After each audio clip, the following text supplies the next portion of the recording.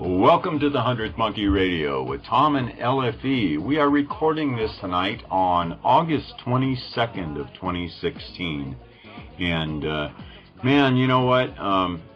LFE shared this video with me last week that really put my mind in a pretzel. There's, what is it? There are no forests on planet Earth. Yeah, there are no forests on Earth. There are no forests on Earth. I would urge you guys to just take a look at this video and let us know what you think. It's pretty interesting concepts about mountains and mesas and some of our national monuments, national parks. It's just a real interesting idea. So the thought process that you'll go through, hopefully you don't hate us for it, but I know it definitely turned my mind into a pretzel this last week with all the contemplation and considering the implications, et cetera, of all that stuff.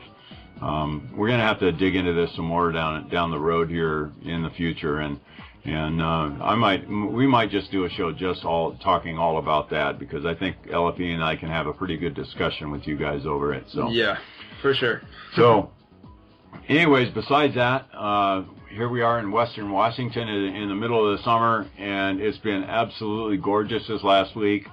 A little bit on the warm side for a couple of days, but if you've ever been up here in the Great Northwest, you'll know how much this area of the country is just absolutely beautiful this time of the year. So I've definitely been enjoying the great outdoors. I know LFE always enjoys the outdoors. He lives out in the country and gets to experience it on a regular basis. But it's absolutely gorgeous, guys, and I hope all of you guys are getting out there and enjoying this summer also, finding some of the joy in life that this great Mother Earth has to offer us, because there's just beauty everywhere we turn here. Yeah, take a chance to walk outside with your shoes off, and just reconnect, and just, for us up here, it's so nice, I've been outside a lot lately, and, just standing there or sitting there or walking around, laying in the grass, it's just real nice. Yeah. Yeah.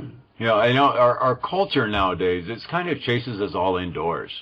I mean, the kids are raised on their babysitters now is television. Yeah. Television or their iPad or their iPod or their something or other. One of those little gadgets or gizmos that they play with and have their face in all day long.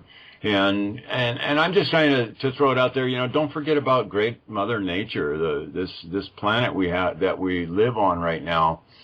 There's such a treasure of exploration and experience out there to be had that you're not going to get by staring at a computer screen or listening to podcasts.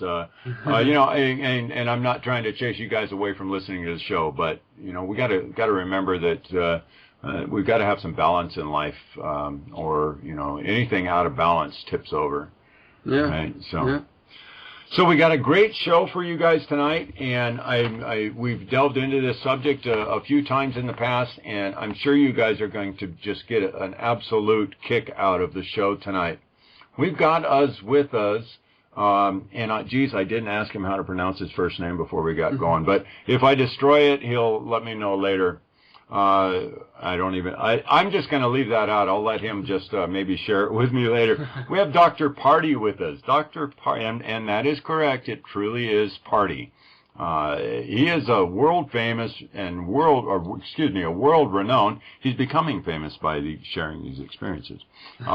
He's a world renowned cardiac anesthesiologist and was chief of anesthesiology at Bakersfield Heart Hospital for more than a decade before having his life-changing near-death experience.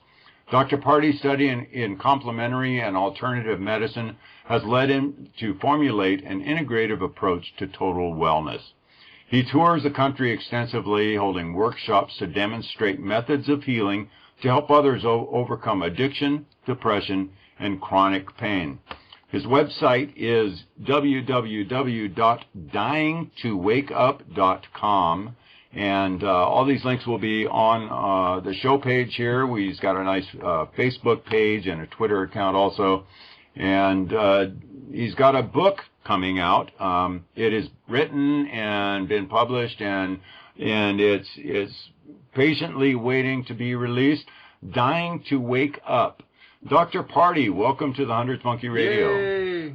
Yeah, I'm excited to be here. So before, And you know, my first name is Rajiv, Rajiv. Rajiv. Exactly. And my last name is Parti, but instead of Y for Party, it is I for India because I'm an Indian origin. There you go. And say you're from India, not Yugoslavia. No. Yeah, there you go.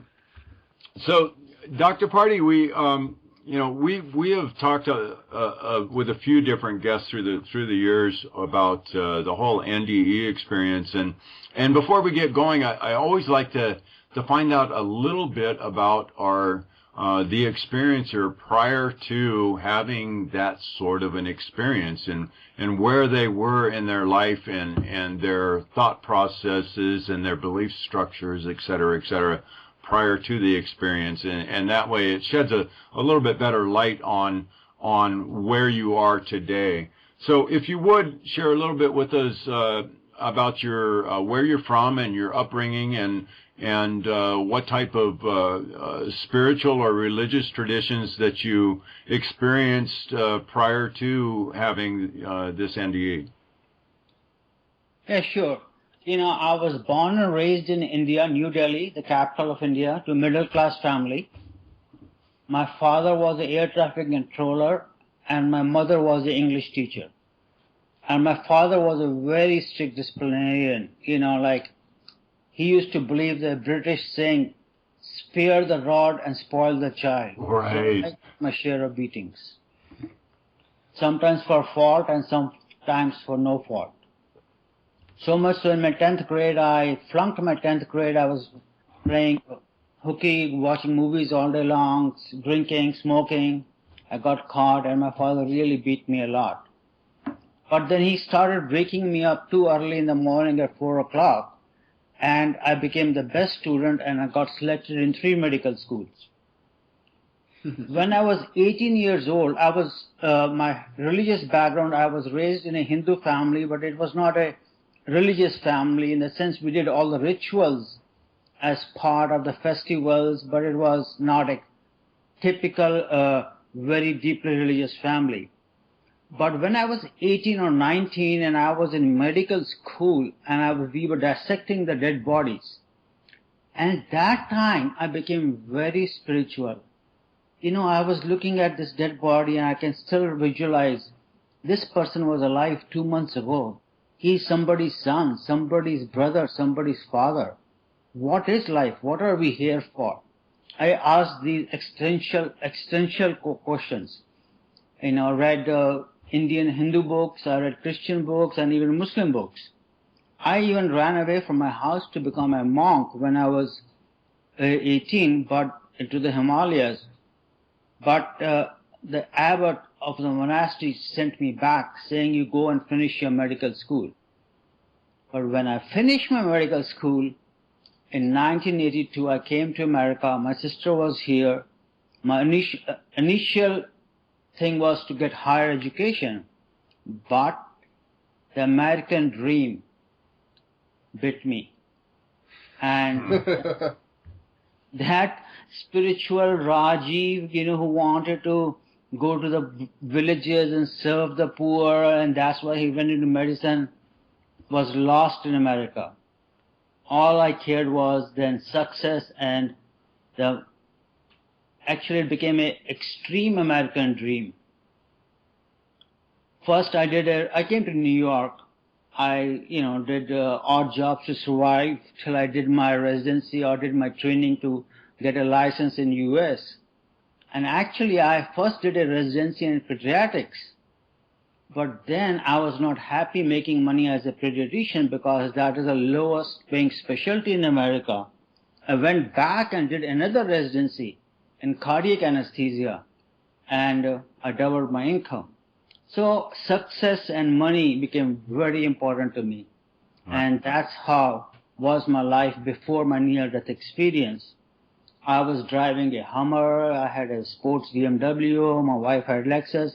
We had so many luxury cars. Every 3 or 4 years, we would change our cars.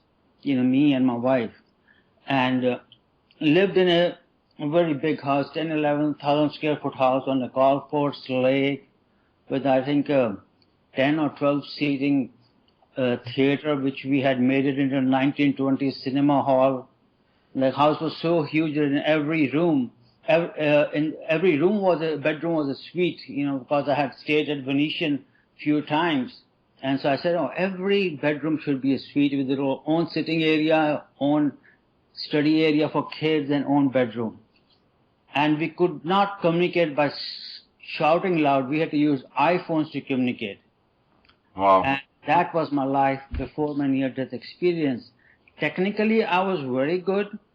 That's why I became the chief of anesthesia, because anesthesia is still a lot of technical, hands-on specialty compared to psychiatry, which is the opposite edge. Right, right.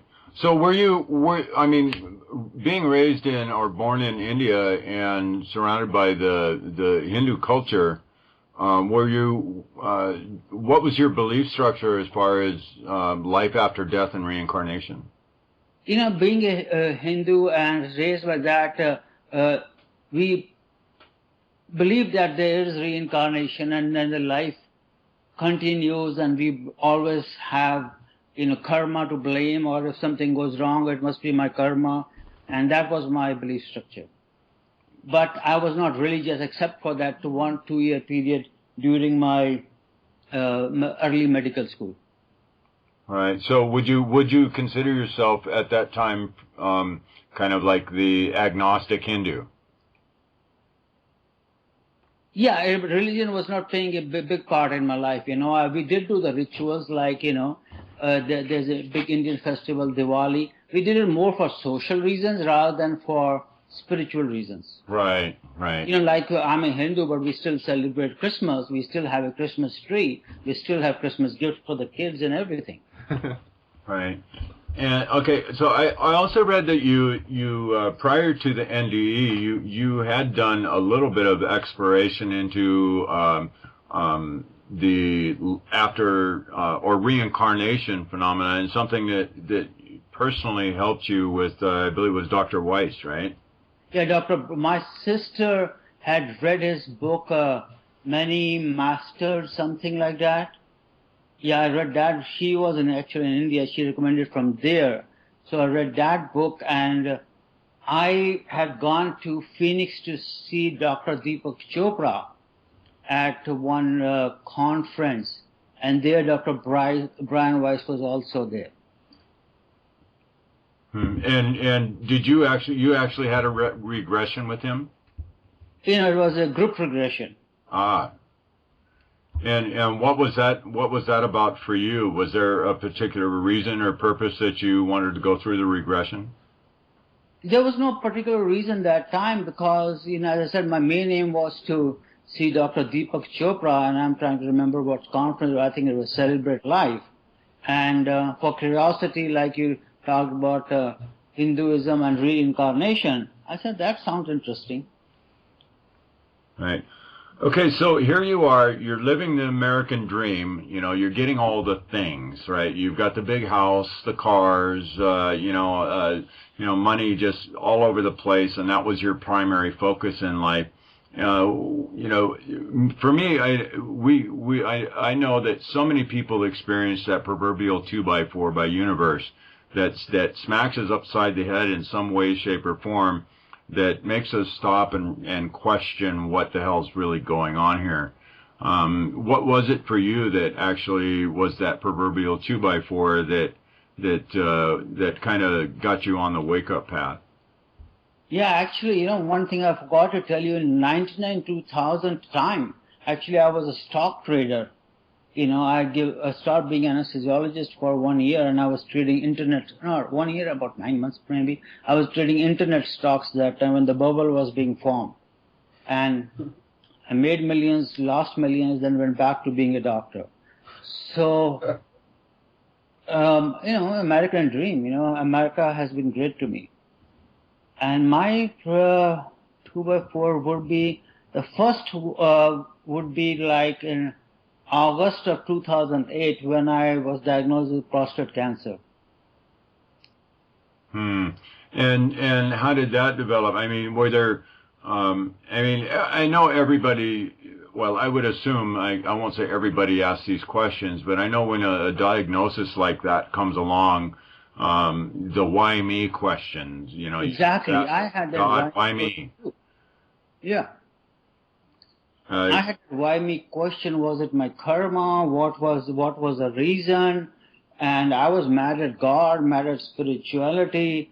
And looking back from emotional reasons, I think my prostate cancer, looking at as the energy centers, are like, if you know what chakras are, you know, like Indian way of Yes. energy centers, and prostate comes under the second chakra. Growing up in India, like Catholic religion here, I had conflicts about my sexuality, and I think that emotional thing caused me to have cancer. Hmm. Hmm. It's interesting how hindsight's always 20/20 when you start understanding cause and effect. I mean, the real root cause and effect of most dis-ease on the planet. I just find it fascinating when you start being able to overlay what's going on in your life or what went on in your life and the way things develop in your life due to them. Exactly. So you were diagnosed with prostate cancer and you went through surgery, but it wasn't just a slam dunk with the surgery. You had some complications?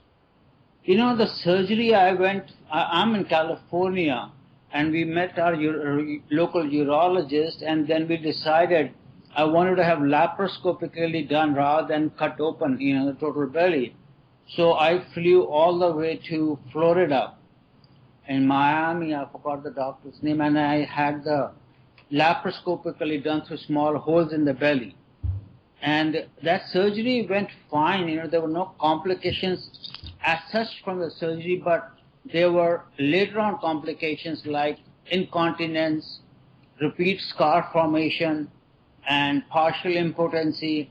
And then a scar formation, I would have to go to surgery again and again to get the scar cut, otherwise I won't be able to go to the bathroom, you know, by laser or by cold knife. And then I had total of 7 surgeries, and that led to chronic pelvic pain, that led to depression and pelvic pain. They gave me strong pain medications, which I used to prescribe in my pain clinic.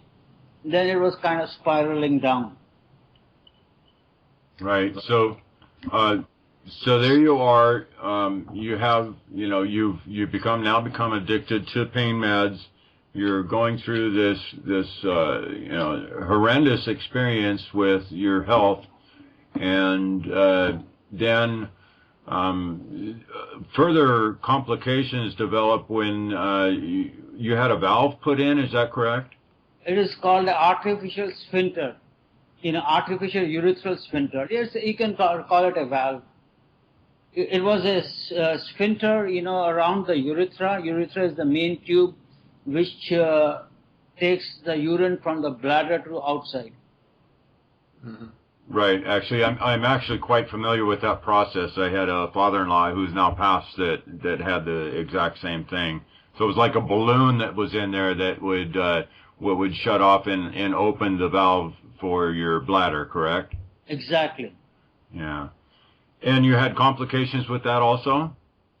That was the main complication, because I had that surgery originally done in the, I think, 13th or 14th of December in 2010.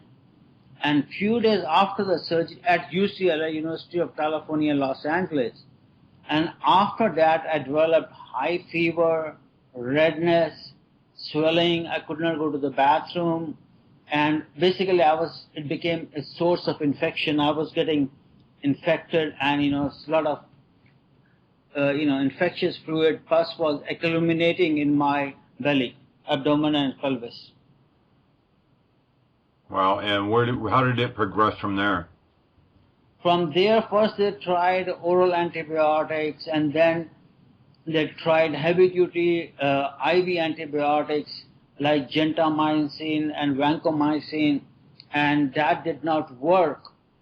And because once you have a source of infection, And until unless you take the source out, it's very rare that you can get rid of the infection, and there was a chance of it becoming septic, goes into blood poisoning and all those things. And 70% of the septic shocks don't survive. So they thought of doing an emergency surgery to take the device out. And in the operating report, the surgeon's exact words were, there was an explosion of pus. Ooh. Yuck. I didn't need that visual. Oh. So and it was during this surgery that you experienced had the NDE, correct? Yes, sir. And so, during this surgery, did your heart actually stop, or was this just through the normal procedure? The heart had some arrhythmia, but it did not stop. Right. And so when you I've been in a few surgeries myself throughout the years, and I know when the anesthesia starts kicking in, it's like you count backwards from 100 and you get to about 97, and then next thing you know, you're waking up in the recovery room. What was that experience like for you when they first administered the anesthesia? Was it immediate that you started experiencing something beyond the norms, or how did that play out for you? They gave me a routine anesthesia as far as I was talking to the anesthesiologist and the resident, and it was about 20 minutes after I was in the operating room, because every operating room has a clock, that I saw myself looking at my body from near the ceiling. And first I thought, did he, use ketamine or something, which is like a sister of PCP?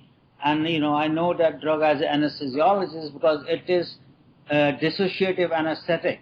It gives you out-of-body experience.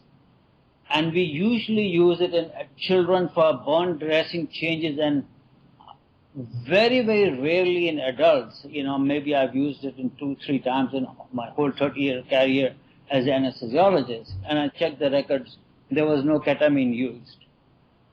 So that's where my first reaction was. And so here you are floating near the ceiling, and you said you saw the clock, so you took note of the time, you noticed what time it was, and then you'd been in the surgery for a while? About 20 minutes. All right, so you're looking down at your body at the operating room, and you're watching them work on you. Do you vividly remember seeing your own body? Oh yeah, and I even remember the smell. Awful smell, and the nurse was applying the eucalyptus oil on the mask. Wow, even the smell. What a full experience. Yeah. The worst thing is the anesthesiologist told a dirty joke, which I can't tell, but I remember it, and that's part of a life of anesthesiologist, to remember some jokes to tell in the operating room. Oh, great! Did you try to confirm that with the anesthesiologist that was there? Yeah, I did, and like his attitude, like mine was before, that it must have been kind of, you may be light in anesthesia, but my question was, if I was light in anesthesia, then I should be hurting too. Oh, wow. Well, in your career as an anesthesiologist, did you ever come across patients who had accounted or recounted a near-death experience with you, similar to what you experienced? Yeah, as I wrote in my book, I think the first chapter or introduction, Frozen Man, I specialize in cardiac anesthesia. See, normally when we do bypass surgeries for the coronary arteries, the blood is still flowing to the brain through the bypass pump. But there is a special kind of surgery when the aorta, the main artery which comes off the heart, has to be repaired. You cannot even put the patient on bypass pump and there is no blood flowing through the brain. For 45 minutes, we just freeze the patient. By every definition, the patient is dead. and after that we warm him up and they wake up next day. And that particular patient was describing me kind of my experience, like what was happening in the operating room, where was what, and what the surgeon was saying. And my reaction was, this guy didn't have any blood going through his brain for 45 minutes, so he must have suffered some neurological damage, subtle or if not gross. I thought he was having hallucinations or so I gave him an antipsychotic shot of Haldol. Well, so your first reaction prior to your own experience was that it was just something that happened within their mind and there was nothing beyond that. Let's give them some more drugs to take care of it. Yep. Wow. All right, so I'm going to let you go ahead and recount what happened to your full experience, if you would, after, your full out-of-body experience there, if you would, please. Oh, sure. So first thing, as I said, I found myself floating near the ceiling and seeing my surgery and being cut open, the anesthesiologist telling a joke, and the smell was awful. And then I found myself, it was evening time. I did not travel, but I found myself looking at my mother and sister in India. It was evening time there, and it was winter, and they were sitting around a heater, like a electric heater, and talking about some food. And I remembered the dresses they were wearing, and 3-4 days later, after I was well enough, I called my mother and asked, mother and sister, and they verified it. And from my consciousness was in the operating room, then I was in India, and then I found myself in a realm where there was a lot of souls crying and wailing. There was lightning, there was thunderstorm, and fire at the same time. And I was kind of being pushed by a force, pulled by a force, and I started in pain asking for help. And guess who shows up? My father, who had died 30 years ago following a bypass surgery in Fresno, California. And as I mentioned, I had a very complex relationship with my father. He was a product of partition of India, when there was genocide between Hindus and Muslims, when 2 countries came out of India. And he had to hide among the dead bodies coming from our family being Hindu, from the Pakistan side, which became Muslim. And so I think he suffered from PTSD, post-traumatic stress disorder. He was around 18. His education was cut short. So I was given the realization that so far my life has been all about me. How can I get ahead? How can I make more money? How can I, do more procedures on these patients? Because procedures is where you make the money, not by talking. I never was unethical, but,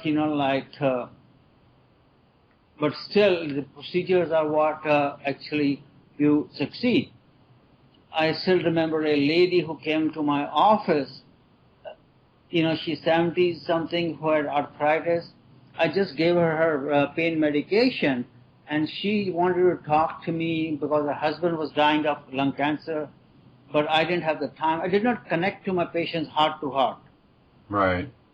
That was lacking in me. As I said, technically I was good, so that's why I was a chief and I had a good practice, but there was no empathy. Right. So my father came to my rescue, and he led me from that hellish rim actually of the hellish realm, towards a tunnel. And there I had review of my present life, which was I call it third person, in the sense that I could feel exactly what the other person was feeling by my action, good or bad. Like if I was nasty to somebody, what were their feelings? I identified with that. And for me, the most amazing was review of my 2 past lives. One of the past life was that I was a poppy farmer in Afghanistan, wearing henna color beard and turban, and I was tasting the sap from the opium plants, and gradually I got addicted to it and I died from it.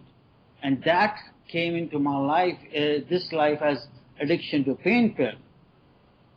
And in the other life, I was a very cruel prince in the medieval times, and I was very cruel to the farmers, whipping them with a cane, and so were my soldiers doing that.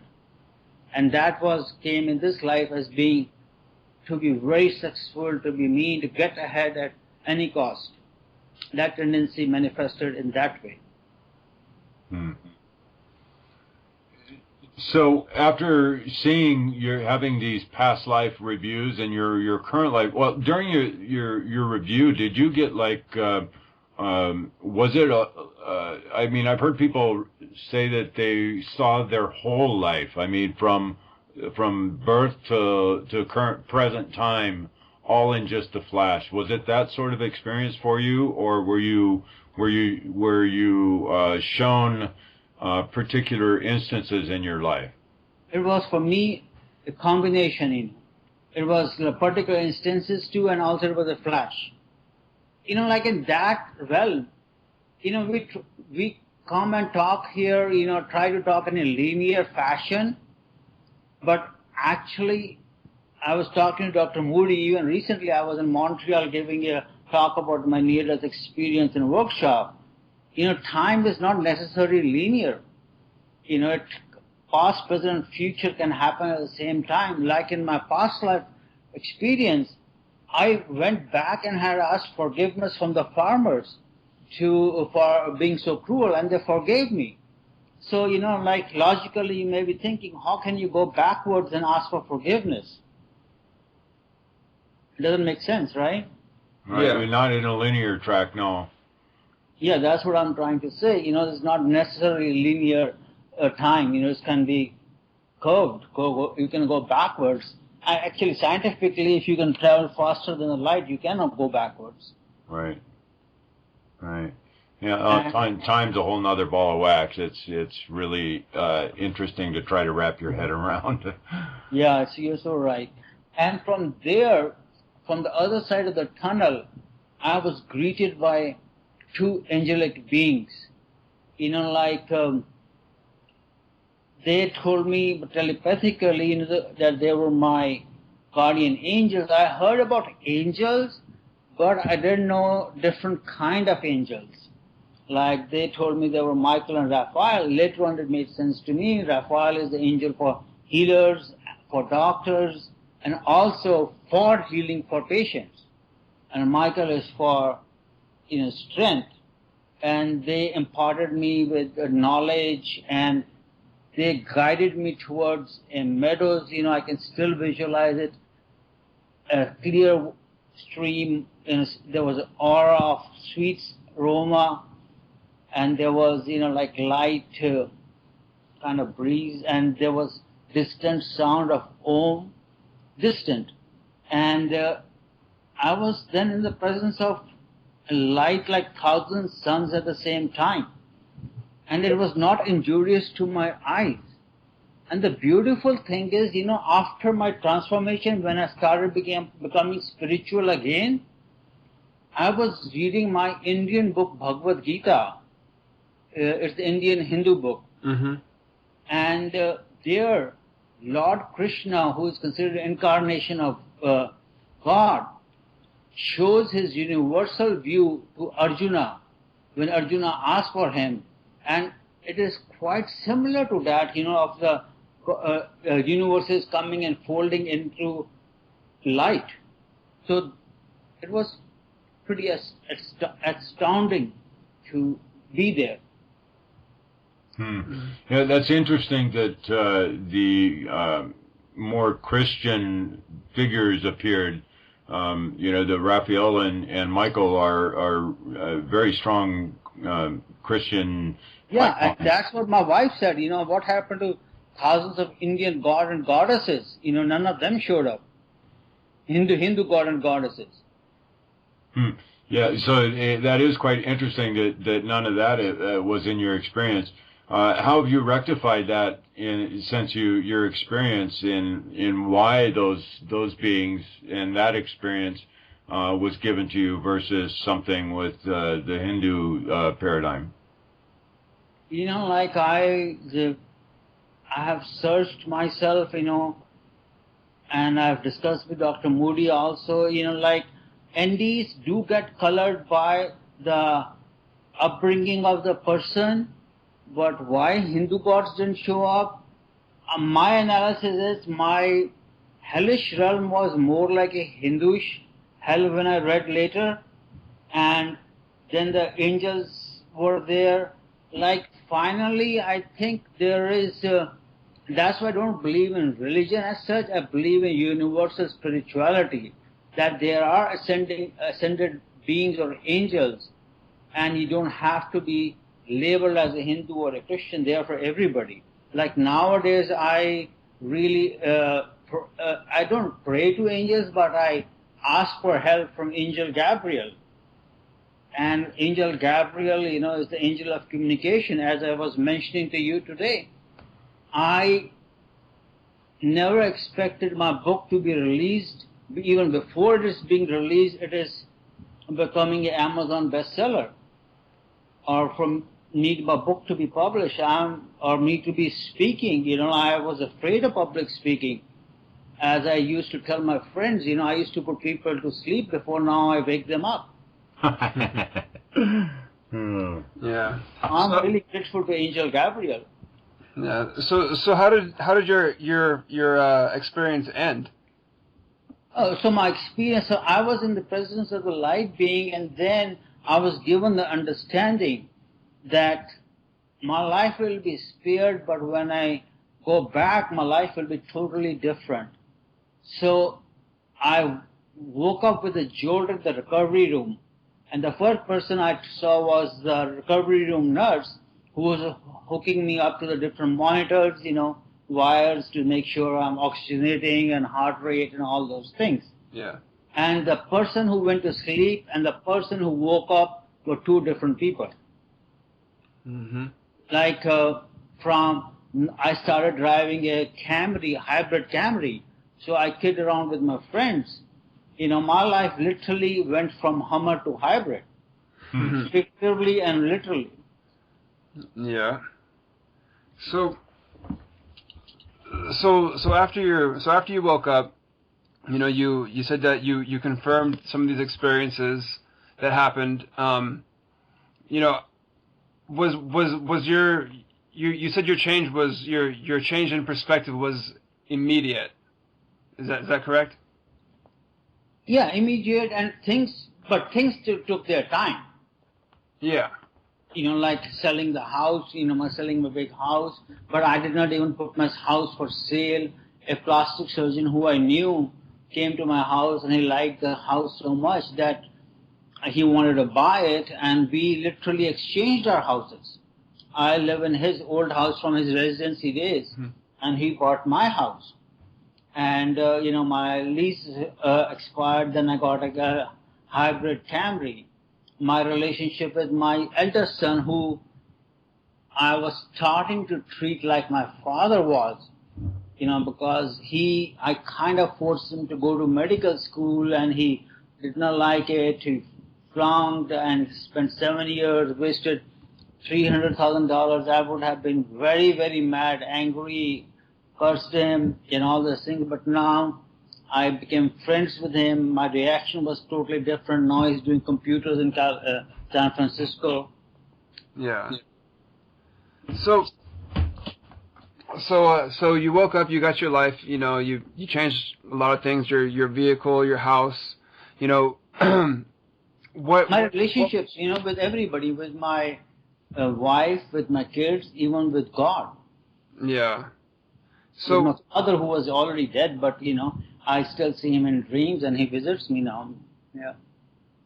So you're just much more connected to higher states of consciousness. Yeah, exactly. So, That's how I formulated what I call 7 eternal truths. Yeah. okay. Okay. So how long did, after your surgery until you returned to work? Or did you return to work? Surgery was in December, and then I had done anesthesia for almost 29, 30 years or something like that. And then I resigned. I was chief of anesthesia. I had to resign to myself, and I sold my contract to I had the contract for the hospital anesthesia department to my friend, and then I started studying about these alternative Ayurveda to begin with, meditation, and formulating, different levels of consciousness, energy healing, to develop what is I'm trying to call consciousness-based healing. Yeah. Have you returned back to where you tried to become a monk in your younger years? Have you returned back to that same spot? Have you talked to the monk who sent you back and said, no, finish your medical school? No. No. that would be an interesting conversation. Yeah. Yeah. So that's why sometimes when I speak, I say, my time is now for spiritual growth. When is your time? Mm-hmm. Same question, like I feel my life has come full circle. Like my kids are in college, they are all above 21, and soon they will be on their own feet, year or two. And, I can pursue the spiritual goals now with my full energy. Right. So, so many people have, traumas in their lives, and prior to your NDE, when you were first diagnosed with the cancer, you went through the why me questions, the anger at God, the anger at the world, the frustration with life in general. So many people go through very similar experiences up through the surgeries and then all the stuff that's associated with them, whether they're complications or not. But have you asked the question? You asked the question, "Why me?" when you were first diagnosed with the cancer. And now, since you've been through the NDE experience and your life has changed, and you have put yourself in a new direction, a more conducive to sustainable consciousness and growth on the planet now, have you asked that question after that? Why me? Why was I selected to? Yeah, people ask me why, other people get anesthesia too, and why some people, get NDE and why do some people don't. There has been no satisfactory answer to that, to be honest with you. But at the same time, I also feel each one of us has a soul contract, like what our purpose is, what our dharma is, and that dharma or purpose can change with different stages of life. Like at one time, my purpose was to be a very good anesthesiologist. But now my purpose is to help people be a healer at the deep spiritual level. And you're very right, the trauma can actually, I am learning a lot about trauma, can actually, in my theory, can be a leftover from the previous life, can be from the childhood or from adulthood, mostly, or it can even be from what is known as family constellations, like generational trauma, like they are finding people who suffer from Holocaust and their grandkids, even if they were not saw their grandparents suffer in Holocaust or like tragedy like that, the same pattern is repeating in their life. So my theory is that trauma can be from 4 places, from previous life, from childhood, from adulthood or from family constellations. Okay, so now you've got yourself on a different path. Definitely like a 180-degree turn from where you were prior to this experience, and you're really applying yourself and trying to put yourself out there.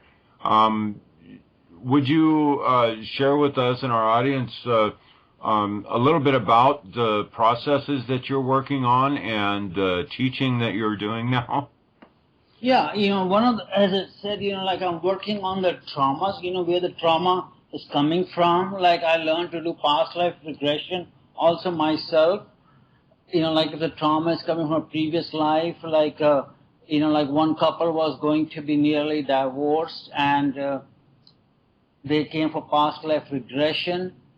And actually what had happened was they were fighting with each other when they had a car accident and died. And when they were able to resolve that fight, they didn't need a divorce. And another person made a lot of money in his life, but it would not stick to him. And it was because he had taken a vow of poverty in the previous life to be a monk. And so money would disappear from him. So like that, I have been studying and focusing, like addictions is also from trauma. Like it is unmet need behind it, which one is trying to overcome by substances. So that's where my focus is. What is the source of the trauma? And my biggest thing is nowadays is forgiveness and self-compassion. That's the workshop I led in Montreal last weekend or 2 weekends ago. And forgiveness, I talk about is at 4 different levels. One is to forgive people who have harmed you. Second is to ask for forgiveness from people whom you harmed. Third is to forgive your own self for harming your own self. And fourth is to forgive your own self for harming others. And this forgiveness is not for other person, it is for our own sake. It is not making the wrong thing right, but it is letting go of the charge, the emotional baggage which it has for us. Like one of the things I teach is writing a letter of forgiveness and then burning it. Like I wrote a letter to my father, and that's in the book, and I wrote a letter to myself, and I even, as I said, I was mad at God, I wrote a letter to God also, of forgiving quote unquote God. And my nature changed with God in the sense that I became more trusting, more surrendering, and more acceptance, in the sense that like when I saw the movie Secret, you may have heard the movie. I made a big vision board and all those things, and literally it was made of cardboard. Once I was in Santa Barbara, I floated that vision board away, and I kind of used the serenity prayer, not exactly, that I do not know what is good for me, so please do whatever is good for me and teach me to be happy in whatever happens in my life. Because acceptance is a big thing in part of my life. Like there is a saying, we all can learn to be happy right now. We all can, if we accept the way things are. So my theory is, or for your audience, is to have acceptance and then improve on it. I'm not talking about fatalistic or very passive life. You sit on a sofa and watch TV all day long and you'll pass your exams. That's not what I'm saying. But to accept it and then improve on it. So how would you advise somebody who, let's say they're in a constantly oppressive situation, something that you can't just forgive and then it disappears, but it's there on a continual basis. I mean, how do you rectify that where it's something that no matter how many times you forgive it or bless it or ask God, you wake up the next morning and it's still there? How do you forgive something along those lines and be able to get that forgiveness beyond the forgiveness of the moment and have it be something that has an lasting effect on your life? Yeah. See, that's why forgiveness, when I talk about it, it's not just a moment thing. You can't say once you visualize the person in your heart and say, oh, I forgive him and it's all done with. No, it is a process. It has to be done multiple times sometimes, because like I had to work on forgiving my father.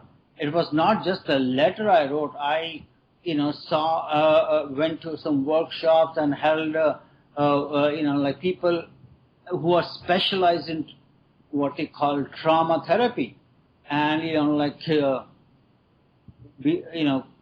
I think pillow hitting and all those things to get the raw rage out.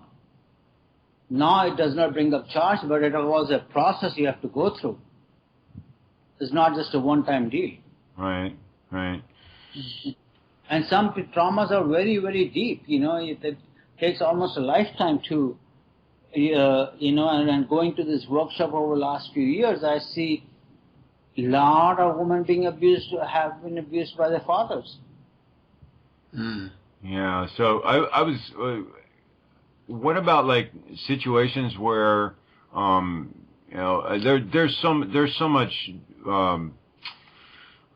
crime, for lack of a better term, being perpetrated on the planet right now. I mean, if you believe any of the media that's out there, I mean, there's things that are going on the planet right now. In this day and age, there's still slavery. I mean, let's take that as an example. There's been fairly well documented cases of a very large group of young women over in the Middle East who had been kidnapped and put into slavery. Yes, the women, I read about it. Yeah. Yeah, that's an ongoing oppression and trauma that they're experiencing. I would find it very difficult if I found myself in that sort of a situation to even begin to come to any sort of place of being able to forgive, especially when, as soon as I forgave, then it was happening to me again the next day. That comes down to the very paradoxical question, and it is not very easy to answer, and I struggle with it too. Like, if God is all loving and kind, right, and all powerful, why is there evil? Why can't He kill evil? Right.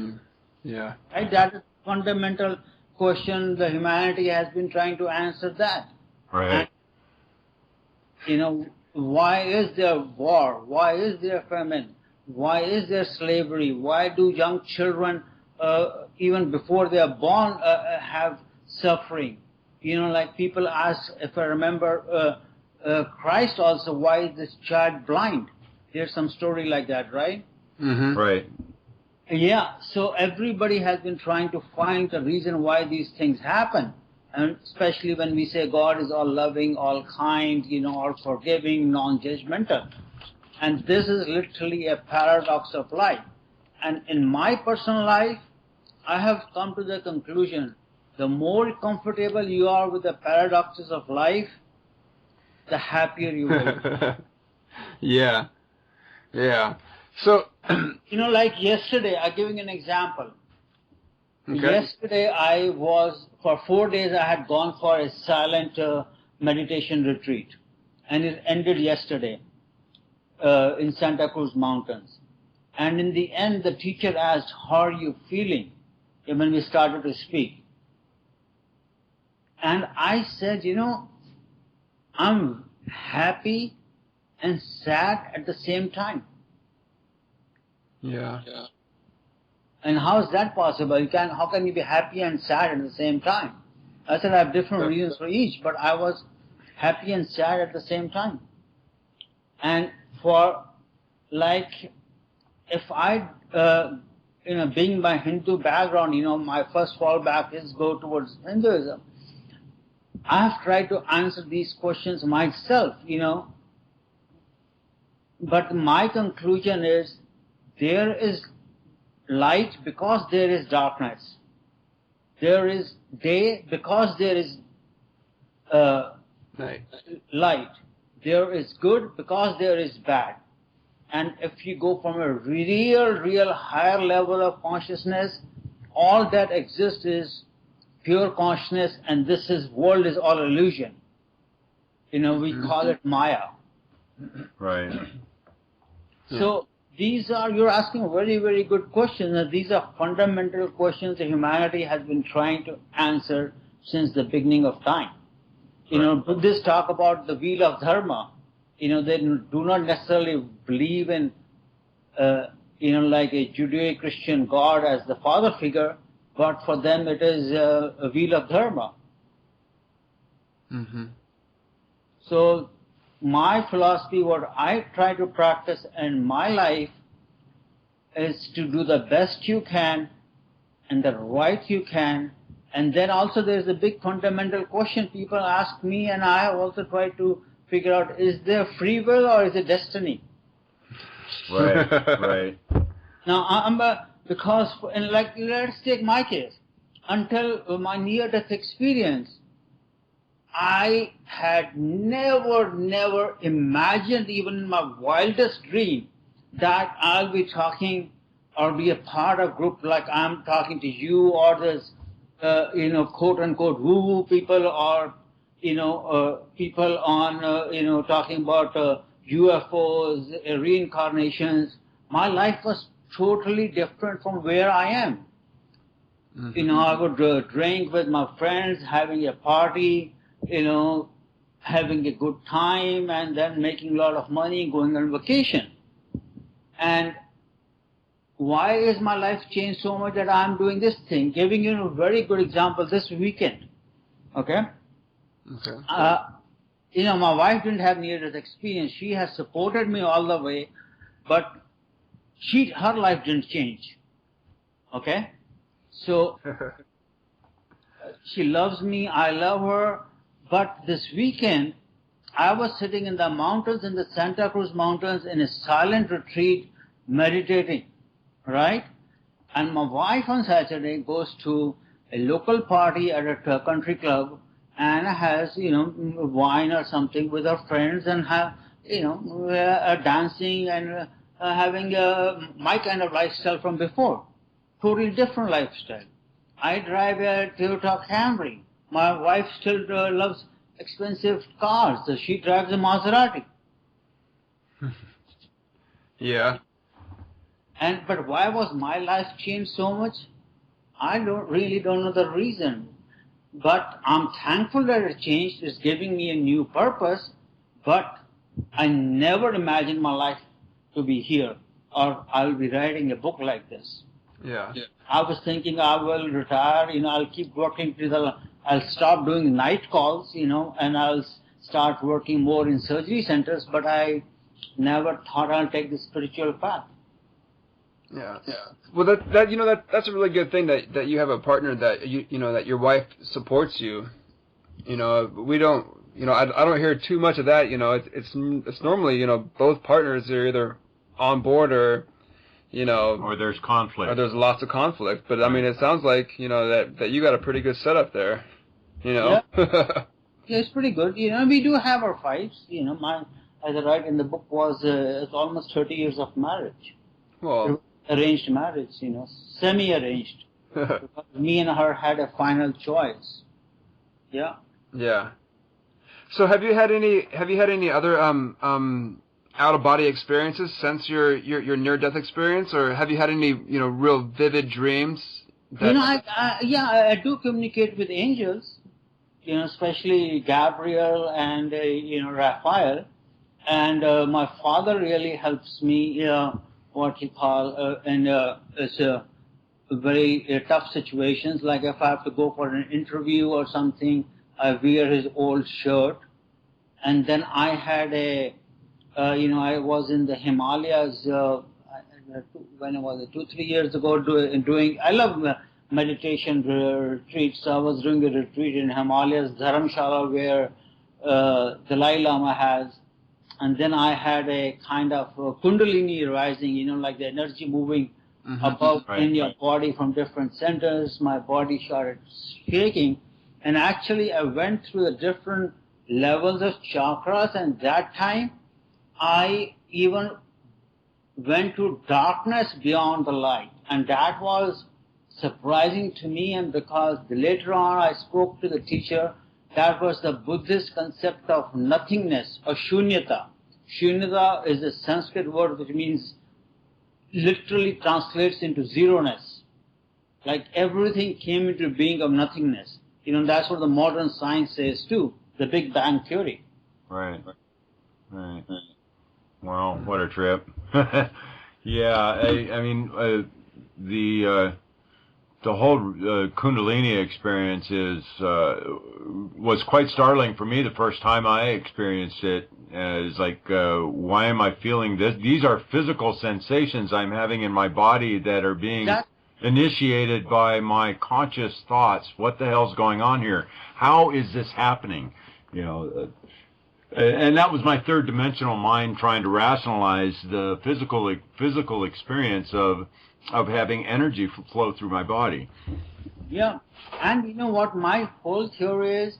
You do not have to have a near-death experience to transform. This transformation is available to you right now by practice of 3 things I usually say, different kinds of meditations, service, a seva, which I call about, service with gratitude, which is not just working in a soup kitchen on a weekend, but to have that attitude like a doctor should have towards his patients. Like, this patient has given me the opportunity to serve him or her, so I should be thankful. So 3 things I talk about: meditation, service, and prayer. So, you just mentioned a few minutes ago that you really enjoy your meditation and the meditation retreats. Is there any form of meditation in particular that has really resonated strongly for you that you prefer over others? I started with Deepak Chopra meditation and TM meditation, which is a kind of mantra-based meditation. Right. You pick up, they give a mantra, or you pick up a mantra and keep. Meditation is kind of focused attention. But lately I have been attracted towards mindfulness. Basically Vipassana or Buddhist meditation on your breathing. Right. And like the concept of bodhisattva, where you give up your own enlightenment even to serve the people. Like I'm attracted towards the goddess of compassion, Kuan Yin. In my study room I have 3 big pictures, portraits of Kuan Yin. The goddess of compassion. And the compassion starts with your own self-compassion.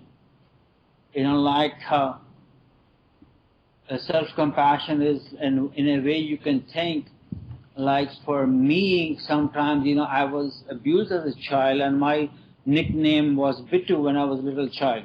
My nickname, my Rajiv is my first name, but my mother and my father, everybody called me Bittu. So now I have self-compassion towards the little Bittu, and when I'm distressed or stressed out, I parent my little Bittu. Huh. Oh, that's interesting way to deal with that. Yeah. The best thing is to, that's what this retreat is, to, what is the need behind the stress and try to fulfill that need yourself, not to have to depend upon somebody outside to fulfill that need. Right. It's easy to said than done, but that's where I'm leaning towards, and that Buddhist practice, Tonglen, where you even take the sufferings of other people. Yeah, well, sometimes we need guidance from others to help show us things about ourselves so that we can access it and work on it ourselves. Yeah, I personally do not, I agree with you. We do need guidance. We do need teachers. We do need, Buddha was a teacher, but the real teacher is within us. Right. People, like I am, mistake the finger pointing to the moon as the moon itself. Yeah. Like they surrender that's why there's so much of abuse by gurus, Guru has almost become a dirty word in America. Right, right. They take, I hate to say, they come from India and they abuse American women and people, So with the work that you're doing now, I know you kind of referenced a couple of people that you've worked with who you ultimately found out that there were things that were in past lives that were affecting them now. Do you do regressions yourself, or do you work with somebody who does regressions? I do regression myself. Oh, you do? And I got a certification also from this one guy, Dr. Newton. You can Michael Newton. We had him on the show. Who? Dr. Michael Newton? No, that's a different Michael. Oh. That's Newton, but this Newton is from India. Ah. And he has a very nice academy of Life Research Academy University, Life Research University in Hyderabad, India. He has a very good course coming up in October on the inner child. I may go or may not go. Yeah, let's see. Yeah, we actually had Brian Weiss on the show here, 5 or 6 years ago also. Yeah, what I'm learning in my limited experience, life is not a problem to be solved, but a mystery to be lived with openness and curiosity, and kindness and compassion. Right. I mean, you hit on something. Solve what life is. That whole forgiveness thing. I mean, that's really big. At least has been for my experience. And the biggest forgiveness or the hardest forgiveness I found to give, and the most impactful in my own journey, was that self-forgiveness, forgiving myself. Oh, yeah, that's what I've said repeatedly. Self-forgiveness is the hardest forgiveness. Yep. Yeah, it definitely is. So, what other areas are you exploring and working with right now? I mean, forgiveness is the big thing. Are you doing workshops or? And service, as I said, love. I'll give you an example of what I mean by seva, or I call it a Sanskrit word seva, S-E-V-A, which is service with gratitude. Like I went to Germany in 1980, first time out of my country. I had just graduated from medical school. I think I was 22 at that time, and I didn't have much money. I had gone there to give an exam, which is known as ECFMG, Education Council for Foreign Medical Graduates.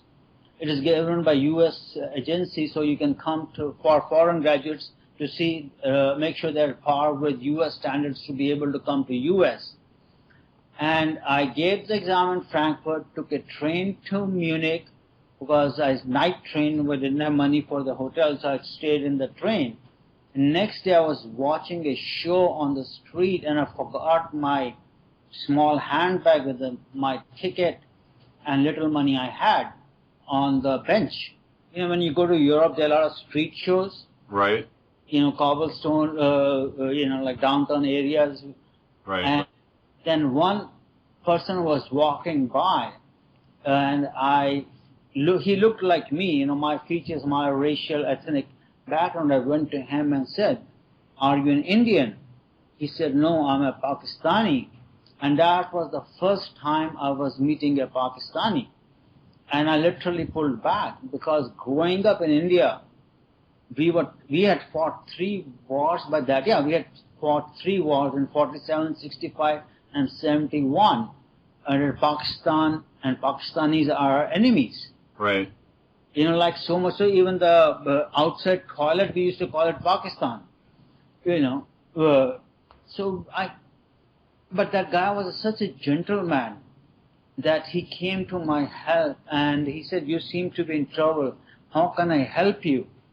And I told him a story. I had kind of no choice. He was such a nice guy. He took me home, gave me shelter, gave me food. Next day, he made his brother take off and show me Munich. I can still visualize the old Olympic Stadium. And when I came home, my passport and my ticket was waiting. He had been in Germany for quite a few years. He made a few phone calls. Now, what this Pakistani did for me was not for any purpose, just a human-to-human interaction of help. This is what I call seva, to go beyond labels, to see what a person is, what they really are. And when I was I had a pain management practice, which is still there. I sold it to my partners. It is called Pain Institute of Central California. And my partner was Dr. Palencia, a Christian, and I was a Hindu.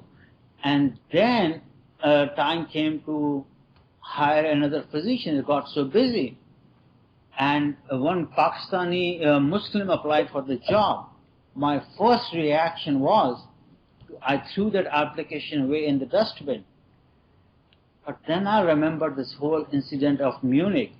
I picked up that application, looked at his qualifications, and I hired him, Dr. Kazi, and he proved to be such a nice gentleman, such a fine doctor and a friend. So actually, there was a Indian movie, Bollywood movie, Amar, Akbar, Anthony. We were the 3 friends. Amar was Hindu, Akbar was Muslim, Anthony was Christian. So we nicknamed ourselves Amar. Oh, that's great. So I was the Hindu, Dr. Palencia was a Christian, and Dr. Ghazi was a Muslim. Nice. That's awesome. That's awesome. So we need to look beyond labels. Right. Absolutely. Absolutely. So what do your colleagues in the medical field now think about what you're doing? It's similar to what I would have thought before my experience. He has gone cuckoo, or he has, I even have a hard time now relating to my not only anesthesia colleagues but my Indian friends too. Yeah.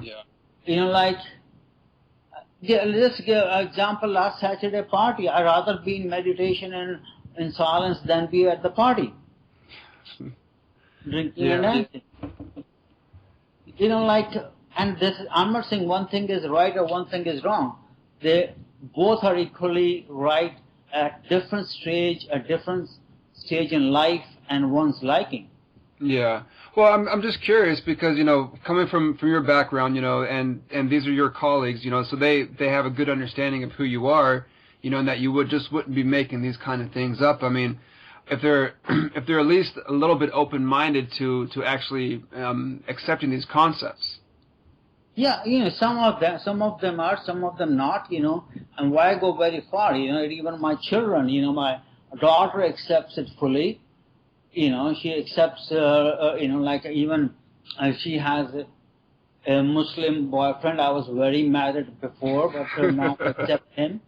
But my sons are more, they like the new dad, but they're kind of agnostic. And as long as I pay their college tuition fees and give them their monthly pocket money, they're happy. I know that feeling so well. I was crazy dad. I was the crazy dad for, 27, 28 years of my daughter's life. And one of the greatest days in my life was when she came up to me and said, "Dad, you're not crazy." And she had started experiencing, life beyond the third dimension, and started her wake up process. She's now just such an amazing jewel here on the planet that she just floors me with her awareness and her consciousness now. But that was one of the greatest days of my life, is when she came up to me and said, "Dad, you're not crazy." Yeah, that's my women are more. I honestly believe you guys are male too. Women are in a way more spiritually evolved. Like most of the spiritual courses or the workshops I go, that 80% are women. Yep. Well, they're so much more naturally intuitive. Yeah, I think that comes from the maternal instinct. And they're intuitive, they're nurturing, they are creative. But I have come to the conclusion we both have masculine and feminine sides to our personality, and they both are necessary. Yes. Yes. I need to cultivate my femininity to be nice, open, curious, nurturing to myself and to others, but at the same time, I need to have my masculinity too, like to get things done, to be more go-getter, so we need both. Right. So life has been a very good journey for me. Yeah. So another facet of the work that you're doing now has to do with addiction, correct? I'm I got busy with the book and all those things, but I am working on writing a full speech and working on mindfulness and addiction. Yeah. Because I honestly believe in I'm paraphrasing Einstein, who said a solution to something like that. You can Google it exactly, or I can Google it now. A solution to a problem cannot be found at the level of the consciousness where it was created. Yes. And when Maharishi, who brought the TM meditation to U.S., came, whose student is Deepak Chopra, and they're quite a few, right. Barbara DeAngelis and all those people, Marcy Shimoff. Right. And he never told people to stop smoking or stop drinking. But he emphasized practice of the meditation. Because as your level of consciousness goes up, the things which are not serving you automatically fall off. Yeah. I've spoke on that quite a few times, how that there's been a very natural evolution to the way I treat my body, the way I focused in on my diet primarily. It just absolutely has fascinated me the way my own diet, my own desires for food have evolved as my consciousness has evolved. I used to eat meat, 5 or 6 times a week. Now it's pretty rare if I eat meat during a week. And I'm not. It's not that I've gone vegetarian or anything intentionally. It's just that that's where my desires have shifted. Exactly. We talk about 3 different types of desires. Tamasic, Rajasic, and Sattvic. Sattvic is very pure. The highest level desires or food, everything can be classified into these things. The second is Rajasic, which is more karma, more action-oriented food like spicy food. And then Tamasic is more alcohol and meat. Right. And none of these things, what I emphasize to my clients, none of those things are evil or bad. It is your different functions you are doing. Your body needs different things. Like if you are doing the mainly mental work or pure creativity work, you got to eat more sattvic or the vegetarian food. What Indians call the vegetarian food, pure ghee, curd, vegetables. And if you are doing more labor-intensive work, or labor, then you eat more meats. You're a warrior. You have to fight. You have to have more muscles. So nothing is coming to my conclusion that nothing is absolutely good or bad. Of course there are some things which are good and bad, but everything in moderation, like what Buddha taught, the middle path. Right, right. Agreed, 100%. Agreed, 100%. One of my mottos has always been, everything in moderation. Moderation has always been a key for me in my life. Since I started waking up 30 years ago. Prior to that, it was excess and extreme. Yeah, exactly. Yeah, moderation. Like everything in moderation and the middle path. And like I talked about paradoxes of life. Like how do you have goals in life at the same time not to have attachment to the goals? Right. That's the paradox I try to solve and live in my life. Right, I'm happy and I do want a New York Times bestseller at the same time. If it happens, if it does not happen, that's fine too. But it is a paradox to have a goal and not to have a goal. Right. Like Gita talks about Arjuna, or to do your duty and leave the results to God, to the universe, or to divine, or whatever way you want to call it. And that I'm finding is very true, especially if you look at the Four Noble Truths of Buddha. It is the dukkha, the pain and suffering. As I said, my big emphasis is on pain and suffering. Is the root cause is desire, is attachment, is clinging. And then to get rid of the desire of dukkha or suffering is to have desires in moderation or to give up the clinging. It's easy to say than to do. So, you mentioned goals here. What would you like to see happen, or what would you like to see the result of the work that you are doing now? I mean, how would you like to see this play out? From a universal point of view, where I may not be there yet, fully evolved, I would like it to be a very peaceful place where people practice seva and the world be, a one world. I think there was a Michael Jackson song, World Heal, or something like that. Right.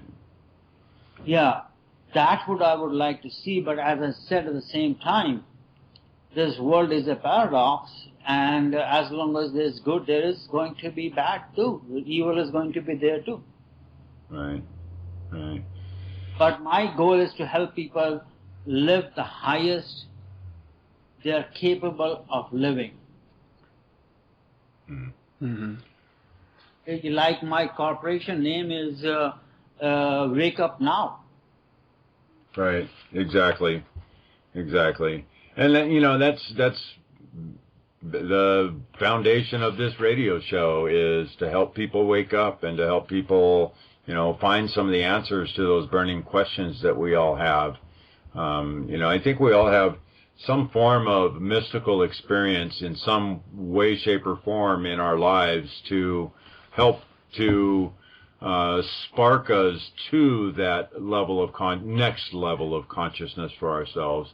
And, I got to commend you for the work that you're doing and the bravery and courage it's taken for you to get up here on the world stage, to write a book and put it out there, to get out on the lecture circuit, to go to start doing, seminars and lectures, and to do workshops, and to just the business that you're trying to create and form in service to mankind.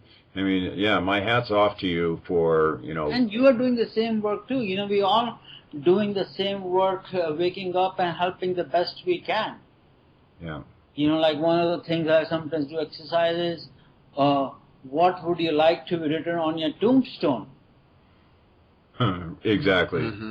You know, do you want to be Rajiv who made millions of dollars, or this was Rajiv who loved and cared? Right. Right. And to visualize your life when you are on your deathbed, what advice will you give to your younger self? Yeah, So everything in moderation, eating healthy, do the best you can, and as I said, you know, for the audience, and I try to believe in my own life, we cannot literally, we have finite intelligence only, and we cannot with finite intelligence totally solve the questions of infinity. Right. Yeah. Well, we were just talking about that the other day about how our limited capacity to understand these higher truths and being in this physical form, we're just not set up to be able to barely contemplate some of these things. So yeah, it's just not the form. The more you live the universe as a mystery to be lived with curiosity and openness and self-compassion, the better off you will be. Mm-hmm. Well, and actually nowadays there's all the modern science of positive psychology, and happiness is proving the same thing, that after your basic needs are met, the most important factor which makes you happy is the quality of your relationships. Yeah. And that I have witnessed in my own life as a doctor, as an anesthesiologist. You know, we get patients from all ethnic backgrounds, and especially some Mexican patients. You know, they have large families, loving families, grandfathers in the hospital. You know, 10 grandchildren will come and visit. And those patients literally went home earlier than people who were not visited by family. There was a book, you know, like by Candace Pert, Molecules of Emotions, you know, where your blood chemistry changes by your emotions, or the vice versa. Right. Yeah. Right. Yeah. Well, I've witnessed that within my own life. You know how my own attitudes and my own feelings directly affect what happens in my life. Primary cause and effect, you know, especially when I start, you know, becoming a little bit more present and being aware of my own thought processes and what I project out into the world and paying attention to what's coming back to me. It becomes quite remarkable at a certain point where you can see a direct cause and effect in your attitudes and the world around you. It's what a fascinating place we live in. Yeah. A mystery to be lived. Oh, absolutely. And a problem to be solved. Mm-hmm. So before we wrap this up, I want to ask this one question that I see here on your sheet. You talk about a shared death experience. Could you kind of tell us what that was about? Yeah, that was one of my other spiritual experiences I had when my best friend Naresh was dying from colon cancer, which had metastasized to his liver. And, you know, we used to have philosophical discussion, yoga discussion, like that. And one day, early morning, you know, around 8-ish or so, I was woken up with a bright light in my own bedroom. And I saw Naresh. And it was like a portal opened up. And then we both went there, and I saw a figure, and who I prostrated like like Hindus do, you know, by namaste and touching the feet, and telepathically that it was Jesus. And then Jesus and Naresh went on the other side, and I came back to my body. And then I said, something has happened, so I went to his house. And it was around the same time he died. Wow. Wow. What a gift for you of confirmation. Yeah. So, you know, like my whole purpose is to spread you may call it by different name, Christ consciousness or Krishna consciousness, to live from a higher level of consciousness. Yeah. If you live from a higher level of consciousness, small things don't affect you. Right. Don't sweat the small stuff, and it's all small stuff. I read that book some back. Yeah. I'm a very good reader right now. I read a lot. So, what have you got? What have you got planned for the future? Have you got any conferences or workshops or anything going this summer? Individual, and actually, I want to write, and I'm almost formulating with my co-author another book, Circulate. Dying to Wake Up was my story of waking up, right? And my website is dyingtowakeup.com or Dr. Parti, drparti.com. But what the practical aspects of consciousness-based medicine, that's what I'm working on. So, if follow up to this book, which mean everybody, I have mentioned those things in the present book too, but it will be more elaboration and more I'm calling it kind of a manual for daily living. Nice. Well, we'll definitely look forward to that. And have you started this book yet, or is it still just in the planning stages? We have done rough draft, me and my co-author Paul Perry. So can we look for this next year? I hope so. All right. Well, we'll definitely be keeping our eyes out for it, and once that comes out, we'll definitely have to have you on again.